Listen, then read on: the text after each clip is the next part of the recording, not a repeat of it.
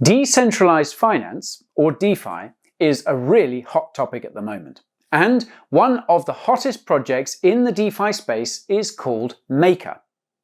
Hello, this is Guy from the Coin Bureau, and in this video I'm going to take an in-depth look at this unique and ingenious cryptocurrency.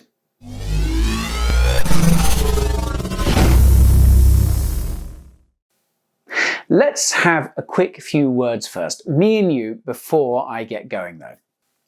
This is not investment advice and I am not your financial advisor. Please only use this information for your educational purposes. Also, if this is your first time at the Bureau, welcome to our community. Why don't you hit up that subscribe button so that you can keep up to date with our regular crypto reviews? Great, now that we're on the same page, let's dive into Maker. Now, to kick things off, let's start with what exactly Maker is. Essentially, it's a functional token that allows holders to govern the Maker system. So, ownership of a Maker token gives you a stakeholder position in the broader Maker ecosystem.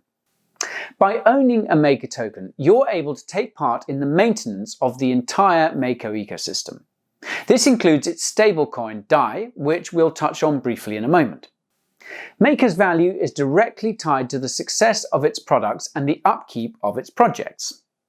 This ERC20 token aims to help stabilize cryptocurrencies in order to help drive the adoption and growth of the industry. Now, because of how it's valued, Maker is more stable than many other cryptocurrencies currently traded on the market. Which begs a very important question. Where does Maker get its value? Well, keep watching to find out. Now, Maker's value is tied to that of DAI, which is its decentralized stablecoin pegged to the US dollar. So that means one DAI is equal to $1, just like Tether, for example. The purpose of the token is to stabilize DAI through the use of collateralized debt positions, or CDPs. So, what is a CDP on the Maker platform? Well, when using a CDP, users deposit their assets into a smart contract. The asset is considered collateral for a loan. Once the assets are deposited, the user has the ability to generate the equivalent value they want to borrow in DAI. At that point, the user can do whatever they want with their DAI, just like they can with any other digital coin. There are no restrictions on how users can put their cryptocurrency to use. Keep in mind, however, that purchasing DAI results in debt. Now, while it sounds bad, this is actually a good thing. The debt helps to stabilize the value as it locks the collateral deposited within the CDP until it is paid back at a later time in DAI. When the DAI gets paid, the user can then withdraw their collateral. At that point, they can start trading again, completing the circle. A direct correlation exists between DAI and the amount used for the CDP. As there is an increase in the need for DAI, then the CDP increases. This results in more MKR. Now, by the way, I've actually done a separate video exclusively on DAI, which you can find right here. Now, MKR has three primary uses on the Maker platform: as a utility token, as a governance token, and as a resource for recapitalization. So let's take a look at these roles. First, it's used as a utility token. Only MKR can be used to pay fees on CDPs within the Maker system. When the fees are paid, the MKR is removed from the total supply or burned. As MKR is burned, the supply will decrease. If the demand for CPDs and DAI goes up, the demand for MKR will also go up. Next, MKR is used as a governance token. Holders use their MKR to vote for the logistics and risk management pieces of the Maker platform. The Maker voting process goes through a process called continuous approval voting. With continuous approval voting, users holding MKR can vote for certain proposals using the MKR they hold. Anyone holding MKR can also create and submit new proposals if they so choose. Voters have the choice of casting votes or withdrawing their votes for any given proposal at any time. The proposal which receives the most votes is considered the top proposal and can then be implemented into the Maker system. Lastly, MKR is viewed as a recapitalization resource. If certain pieces of the collateral portfolio don't meet the collateralization it needs, then the Maker system will automatically create and sell MKR tokens. Doing so immediately raises capital to meet the shortfall of value within the Maker system. As a result, the entire system is no longer insolvent. Having this type of feature on the Maker platform creates a system that should align voter interest with the interests of the system itself. One last item on the Maker platform I'd like to talk to you about today is the emergency shutdown feature.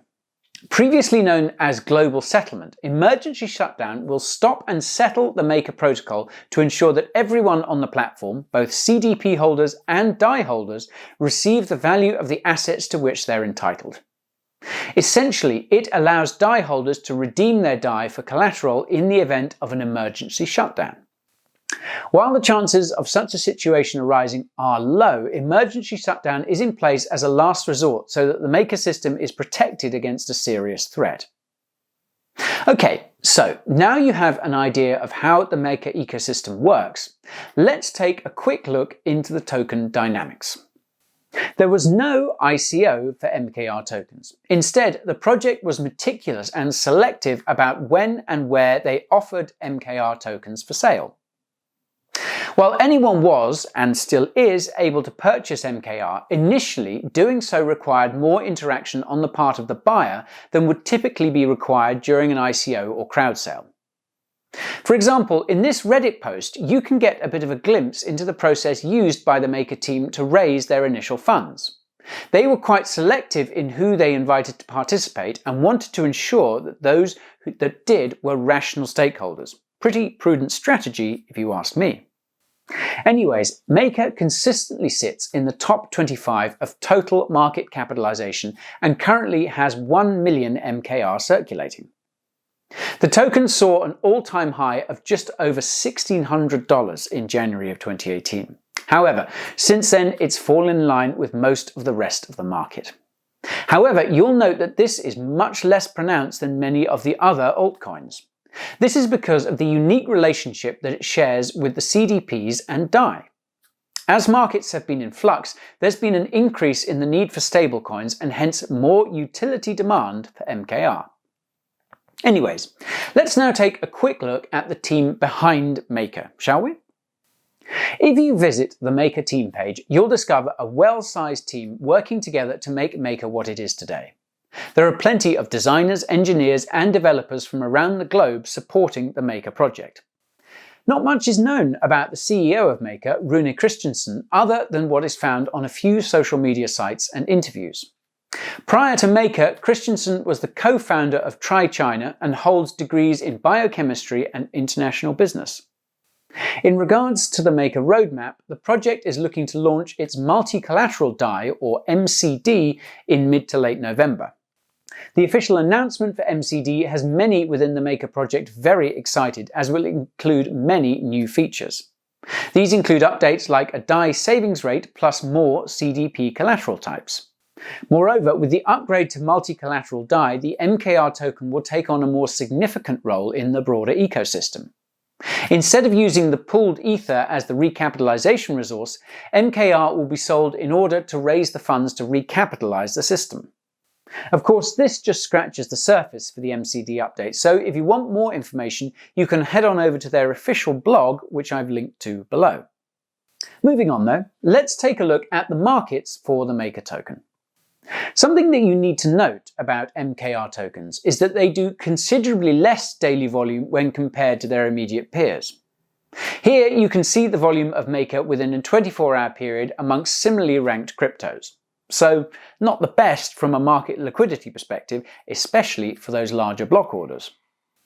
Also, over 60% of the trading volume for MKR was concentrated in 2 of the top exchanges, not ideal from a price discovery standpoint. I would also have liked to have seen Maker listed on some better known exchanges such as Binance, Coinbase or Kraken. Having said that, it is listed on the likes of KuCoin and OKX, although with limited volume. Anyways, once you have your MKR tokens, you'll probably want to store them in a secure offline wallet.